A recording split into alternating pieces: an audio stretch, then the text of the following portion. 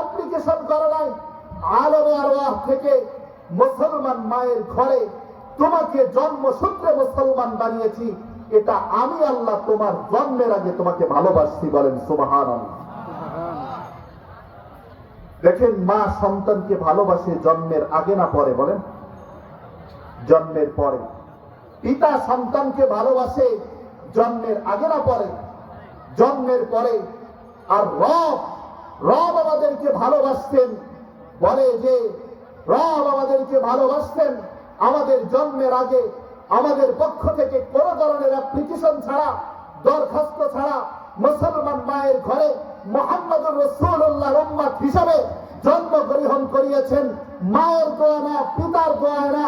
বলে মার পিতার যখন বিবাহ হয় নাই তার আগে আল্লাহ রাব্বুল আলামিন আপনাকে আর আমাকে ভালোবেসে আদর করে মুসলমান মায়ের ঘরে জন্ম দিয়ে আল্লাহ রহমানের নামকে আরো উঁচা করেছেন। বলেন সুবহানাল্লাহ।